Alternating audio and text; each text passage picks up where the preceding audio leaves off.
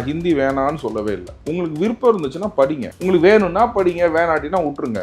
ஓகேங்களா, திணிக்காதீங்கன்னு தான் சொல்கிறேன். இன்றைக்கி சூழ்நிலை பார்த்தீங்கன்னா, இன்றைக்கி வந்து வெஸ்ட் பெங்காலில் வந்து மம்தா பானர்ஜி வந்து அவங்க கட்சியே வந்து காங்கிரஸோட இணைக்கிற அளவுக்கு போயிட்டுருக்காங்க. அவங்களுக்கு வைஸ் பிரசிடென்ட் போஸ்ட் கொடுக்குற மாதிரி ஏதோ பேசிகிட்டு இருக்காங்க. அந்த மாதிரி சூழ்நிலைங்க நடக்கும்போது பார்த்தீங்கன்னா, இந்திய கூட்டணியை வலிமைப்படுத்துறது வந்து தாவேக்காவுக்கு வந்து ரொம்ப நல்லதாக இருக்கும், இந்தியாவுக்கே நல்லதாக இருக்கும். நீங்கள் 2029 அவர் தான் வழிகாட்டியாக இருப்பார். ஏன்னா நம்ம தமிழ்நாடு அரசியலில் நம்ம வரதுக்கே 2 வருஷம் தான் எடுத்தோம். கரப்ஷனை ஒழிக்கணுமா வேணாங்களா? ஓகேங்களா, வேலையை பார்க்க விடுங்களேன்.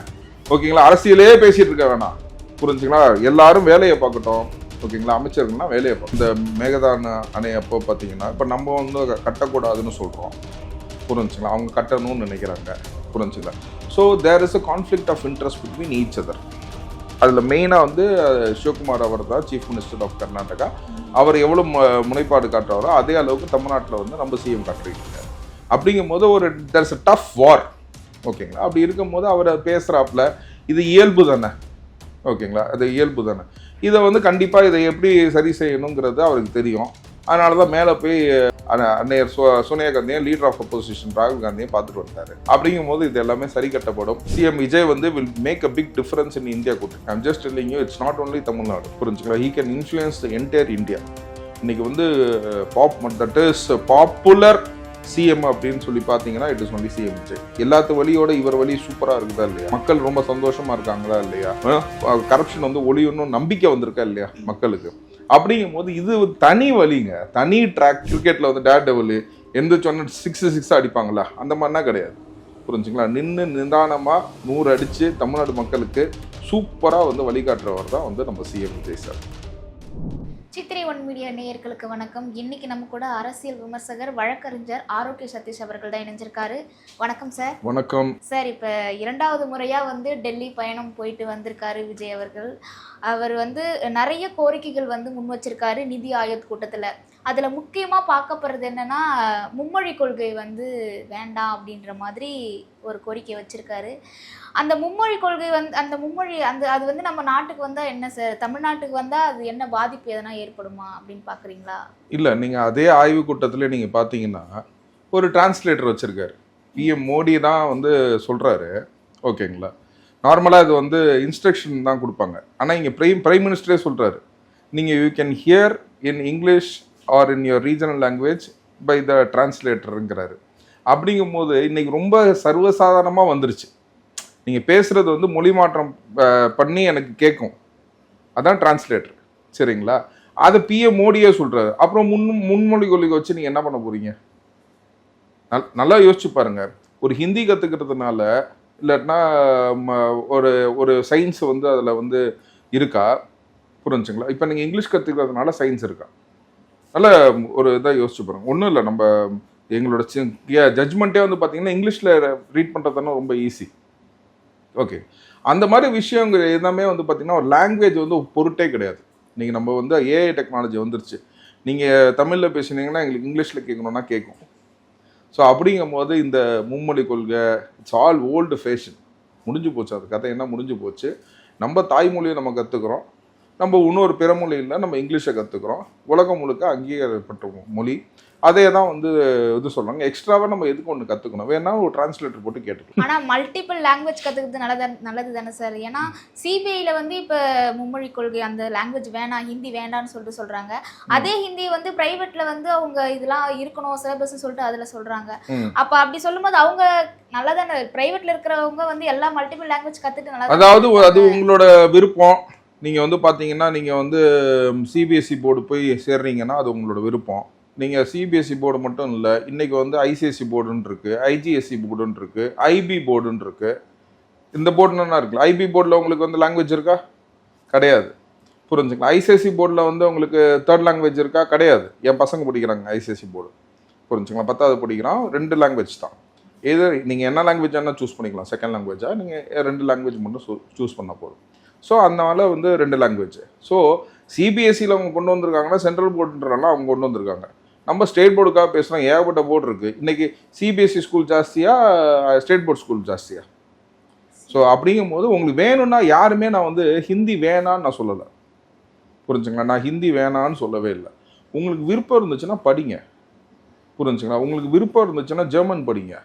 ஜெர்மன் படிச்சீங்கன்னா நான் வந்து ஜென்ரலாக நான் கொடுக்குற ஒரு அட்வைஸ் வந்து என்னன்னா, ஜெர்மன் படிச்சீங்கன்னா அங்கே யூனிவர்சிட்டினா கூட ஃப்ரீயாக சீட்டு கொடுக்குறான். அந்த மாதிரி எதையாச்சும் உங்களுக்கு பயன் இருந்துச்சுன்னா நீங்கள் படிங்க. இட்டாலி படிச்சீங்கன்னா இட்டாலியில் உங்களுக்கு ஃப்ரீயாக சீட்டு கொடுக்குறான். ஃபீஸே கட்ட வேணாங்க, அக்காமடேஷனு எல்லாமே ஃப்ரீயாக கொடுக்குறான் அவன் லாங்குவேஜில் நீங்கள் படிச்சீங்கன்னா. அந்த மாதிரி ஒரு விஷயம் நீங்கள் ப்ரொமோட் பண்ணீங்கன்னா நீங்கள் அதை படிங்க. உங்களுக்கு வேணும்னா படிங்க, வேணாட்டினா விட்டுருங்க. ஓகேங்களா? திணிக்காதீங்கன்னு தான் சொல்கிறேன். தாய்மொழியை நம்ம கற்றுக் கொடுக்கணும், அதுக்கு கண்டிப்பாக வேணும். இன்னொரு மொழி வந்து இங்கிலீஷாக இருந்துச்சுன்னா இட்ஸ் அ யூனிவர்சல் லாங்குவேஜ்னால அது நம்ம. ஆனால் தான் அவர் என்ன கேட்டிருக்காருன்னா, எங்களுக்கு வந்து எந்த விதமான நிபந்தனை இல்லாமல் அந்த பணத்தை வந்து எங்களுக்கு சீக்கிரமாக கொடுக்கணும் அப்படின்னு சொல்லிட்டு சூப்பராக ஒரு இஸ் அ கம்போஸ்ட் மேனுங்க. நான் இல்லை அப்படி இல்லை அப்படின்னா பேச மாட்டார். எந்த வித நிபந்தனை இல்லாமல் நீங்கள் அந்த காசை கொடுத்துருங்க அப்படின்றது. எல்லாத்துக்கும் 5 minutes டைம் கொடுத்தாங்க. அந்த 5 நிமிஷத்தில் கரெக்டாக பேசி முடிச்சிருக்காரு. புரிஞ்சுங்களா? So he is a very composed man. அவர் கொடுக்க வேண்டிய டெலிவரன்ஸை சூப்பராக கொடுத்துருக்காரு. கண்டிப்பாக வந்து பார்த்தீங்கன்னா பிரைம் மினிஸ்டர்னு பிடிக்கும்போது அவர் பொலிட்டிக்கலாக வந்து பார்த்தீங்கன்னா பிஜேபி எதிரி. புரிஞ்சுங்களா? ஐடியாலஜிக்கலாக வந்து எதிரி. ஓகேங்களா? ஐடியாலஜி எதிரின்றத பிஜேபிங்கிறத கோட் பண்ணி சொன்னார். பட் பிஎம்க்கு கொடுக்க வேண்டிய மரியாதையை ஒரு சிஎம் கொடுக்குறாரு. அவ்வளோதான். நம்மளும் எனக்கும் தான் பிடிக்காது. புரிஞ்சுங்களா? பிஜேபியை சுத்தமாகவே பிடிக்காது. ஆனால் பிஎம்ங்கும் போது அவர் தானே பிஎம் நமக்கு. அப்படிங்கும்போது அவர்கிட்ட போய் கோரிக்கை வைக்கிறது தான் நல்லது. அந்த மாதிரி வச்சிருக்காரு. ஸோ இது அதுக்கப்புறம் பார்த்தீங்கன்னா இந்திய கூட்டணி அது நடந்துச்சு. இங்கேருந்து தமிழ்நாட்டிலேருந்து தாவேக்கால சார்பாக யாரும் போகல, திமுகலேருந்து யாரும் போகலை. ஸோ விஜய் அவர்கள் வந்து அந்த இந்திய கூட்டணியில் சேர்வது நல்லதா, இல்லை அவராக தனியாக ஒரு கூட்டணி அமைக்கிறது நல்லதா, உருவாகிறது நல்லதா? இல்லை, இன்னைக்கு சூழ்நிலை பார்த்தீங்கன்னா இன்னைக்கு வந்து வெஸ்ட் பெங்காலில் வந்து மம்தா பானர்ஜி வந்து அவங்க கட்சியே வந்து காங்கிரஸோட இணைக்கிற அளவுக்கு போயிட்டு இருக்காங்க. அவங்களுக்கு வைஸ் பிரசிடென்ட் போஸ்ட் கொடுக்குற மாதிரி ஏதோ பேசிகிட்டு இருக்காங்க. அந்த மாதிரி சூழ்நிலைங்க நடக்கும்போது பார்த்தீங்கன்னா இந்திய கூட்டணியை வலிமைப்படுத்துறது வந்து தாவேக்காவுக்கு வந்து ரொம்ப நல்லதாக இருக்கும், இந்தியாவுக்கே நல்லதாக இருக்கும். நீங்கள் 2029 அவர் தான் வழிகாட்டியாக இருப்பார். இன்றைக்கி ரொம்ப ஒரு ப்ரீமெச்சூர்டு ஸ்டேஜில் பேசுகிறோம். ஏன்னா நம்ம தமிழ்நாட்டு அரசியலில் நம்ம வரதுக்கே 2 வருஷம் தான் எடுத்தோம். ஓகேங்களா? அதனால் இப்போ நம்ம தமிழ்நாட்டோட வளர்ச்சியை பற்றி பேசுவோம். கடைசி 6 மாதத்துக்கு முன்னாடி அந்த வேலையை பார்த்துடலாம். ஸோ ஆனால் இந்த மாதிரி இருக்கும்போது அவர் வந்து இந்திய கூட்டணியில் இணைஞ்சா வந்து பாஜகவுக்கு எதிராக செயல்படுற மாதிரி இருக்கும். அதனால வந்து அவர் இப்போ சேராமல் போகலை அப்படின்னு ரொம்ப ப்ரீமெச்சூர் ஸ்டேஜுங்க, ரொம்ப ப்ரீமெச்சூர் ஸ்டேஜ். இந்திய கூட்டணியில் இப்போ என்ன 2029 தான். லெட் அஸ் ஸ்பீக் இன் 2029 ஜனவரி அப்போ நம்ம பேச ஆரம்பிப்போம். மே மாதம் தானே எலெக்ஷன் வரும். இல்லைன்னா 2025 டிசம்பர்லேருந்து நம்ம பேச ஆரம்பிக்கலாம். புரிஞ்சுங்களா? ரொம்ப premature stage of talking about இந்தி கூட்டணி அண்ட் ஆல் திஸ் திங்ஸ். அதனால தேவையும் இல்லை. நெக்ஸ்ட் ராஜ்யசபா சீட்டு வரும்போது இன்னும் 2 வருஷத்தில் ராஜ்யசபா சீட்டு வரும். அப்போ வந்து 3 சீட்டு வந்து தாவேக்காக்கு வரும். புரிஞ்சுங்களா? அப்போ நிலைப்பாடில் அவங்க ஓட்டு போட ஆரம்பிப்பாங்க. அப்போ அந்த இது வரும். லாஸ்ட் 1 year பார்த்துக்கலாம். இப்போ வளர்ச்சி இதெல்லாம் முக்கியம். கரப்ஷனை ஒழிக்கணுமா வேணாங்களா? ஓகேங்களா? வேலையை பார்க்க விடுங்களேன். ஓகேங்களா? அரசியலே பேசிட்டு இருக்க வேணாம். புரிஞ்சுங்களா? எல்லாரும் வேலையை பார்க்கட்டும்.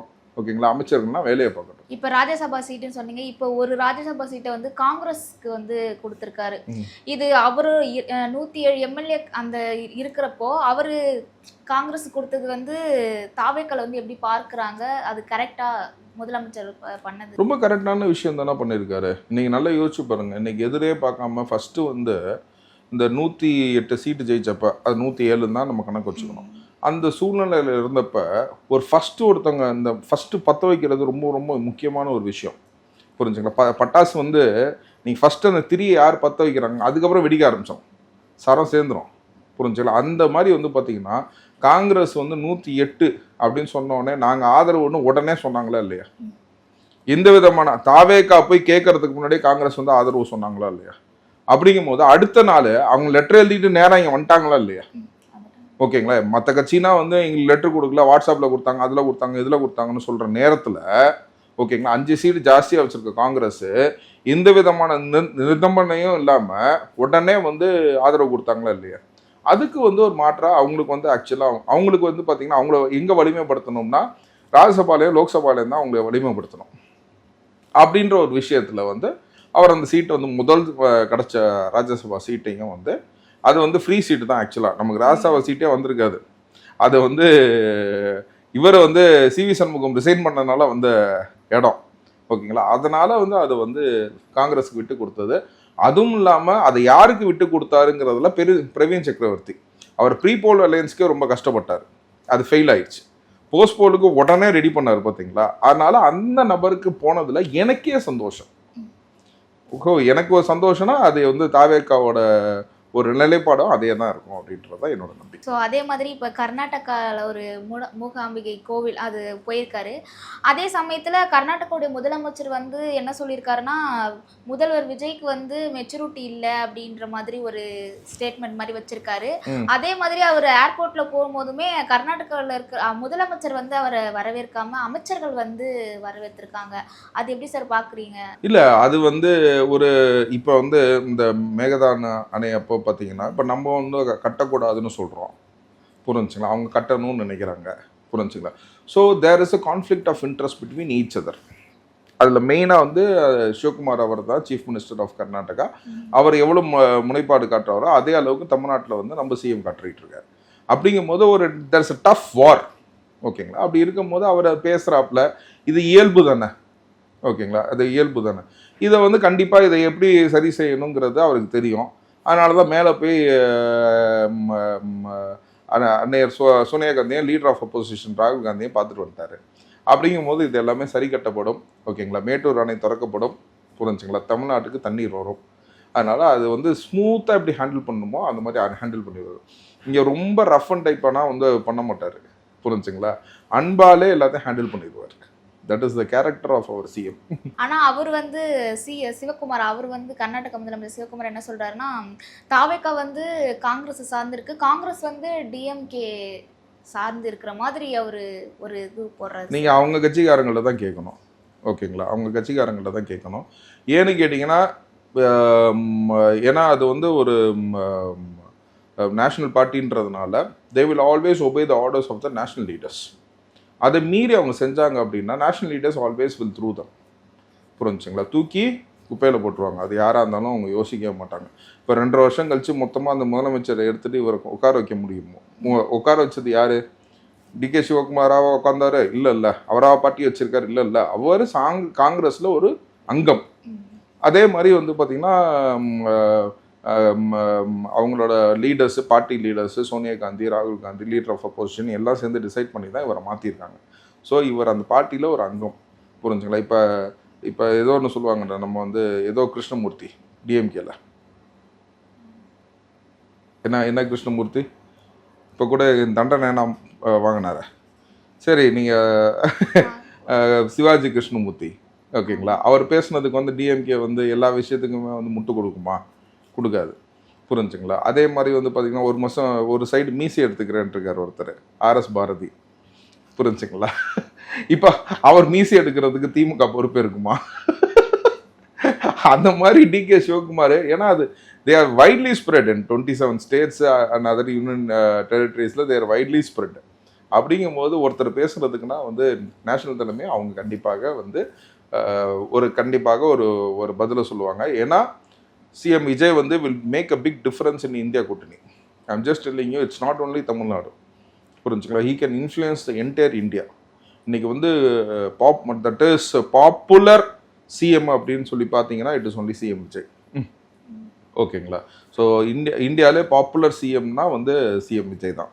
அப்படின்ற ஒரு நிலைமையில் வந்து பார்த்திங்கன்னா அவர் இந்தியா கூட்டணியில் வந்து பெரிய வந்து ஒரு டிஃபரன்ஸ் பண்ணுவார் அப்படிங்கிறது என்னோட நம்பிக்கை. ஸோ மோடி அவர்களுக்கு பிறகு வந்து சிஎம் விஜய் அவர்களுக்கு தான் அங்கே ரொம்ப பவராக மக்கள் ரீதியிலையும் சரி எல்லா ரீதியிலையும் அதிகமாக இருக்குது அப்படின்னு சொல்லியிருக்காங்க. அடுத்த பிஎம்மாக ஆக சான்ஸ் இருக்கா? இல்லை, ஆக்சுவலாக I will say that it is not power, it is popular, ஓகேங்களா. there's a difference between power and popular, புரிஞ்சுங்களா. he is a popular politician in India, அதில் வந்து நோ டவுட் அபவுட் இட். ஏன்னா அவருக்கு நல்ல ரீச் இருக்குது. ஸோ இவர் பிரச்சாரங்கள் மொழிபெயர்த்து எல்லா ஸ்டேட்லேயும் வந்து கண்டிப்பாக பேசப்படும், புரிஞ்சுங்களா. It will make a big difference for the 2029 அப்படிங்கிறது என்னோட ஒரு ஆணித்தன்மையான நான் சொல்கிறது வந்து 2029 CM Vijay will make a big difference. இப்போ அவர் கர்நாடகா மூகாம்பிகை கோவிலுக்கு போயிருக்காரு. இதுக்கு முன்னாடி வந்து எம்ஜிஆர் அவர்களும் ஜெயலலிதா அவர்களுமே அந்த கோவிலுக்கு போய் வழிபட்டிருக்காங்க. ஸோ இவரும் வந்து அவங்க வழியில் போறாரு அப்படின்னு சொல்கிறாங்க சார். இல்லைங்க, அது he has been born for a Christian father and a Hindu mother, புரிஞ்சுங்களா. அவங்க அம்மா சொல்லியிருப்பாங்க இங்கே போயிட்டு வாப்பா, அங்கே போயிட்டு வாப்பா அப்படின்னு. புரிஞ்சுங்களா? ஸோ அப்படிங்கும்போது அவங்க அம்மா சொல்கிறதையும் கேட்பாரு, அவங்க அப்பா சொல்கிறதையும் கேட்பாரு. புரிஞ்சுங்க. இதுனா வந்து இவங்க வழியில தான் அவங்க போகணுமா, அவங்க வழியில தான் இவங்க போகணுமா? இப்போ எல்லாத்து வழியோட இவர் வழி சூப்பராக இருக்குதா இல்லையா? புரிஞ்சுங்களா? சூப்பராக இருக்குது. மக்கள் ரொம்ப சந்தோஷமா இருக்காங்களா இல்லையா? கரப்ஷன் வந்து ஒழியணும் நம்பிக்கை வந்திருக்கா இல்லையா மக்களுக்கு? அப்படிங்கும்போது இது தனி வழிங்க, தனி ட்ராக்கு. எஸ், அவங்கள்தானா நம்ம கண்டிப்பாக எம்ஜிஆர் அவர்களோட ஆசீர்வாதம், அம்மையார் ஜெயலலிதா அவரோட ஆசீர்வாதம் எல்லாமே இருக்கும். அவங்கவுங்களுக்கு ஒரு அட்மினிஸ்ட்ரேஷன் மாதிரி. இவர் அட்மினிஸ்ட்ரேஷன் ஸ்டைலே வந்து it's different, totally different. Is a very composed man. நான் எப்போதுமே சொல்கிறது என்னன்னு கேட்டிங்கன்னா, அதாவது கோ கெட்டரும்பாங்க இங்கிலீஷில்.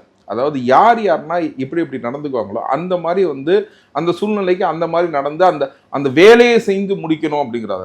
தமிழ்நாட்டு மக்களுக்கு இதுதான் கிடைக்கணும் அப்படிங்கும் போது அதை போய் சண்டை போடாமல், புரிஞ்சுக்கலாம், சமாதானமாகவும் கம்போஸ்டாகவும் பேசி அதை கொண்டு வந்து கொடுக்கறது தான் தமிழ்நாடு மக்களுக்கு ஒரு சிஎம்மோட கடமை.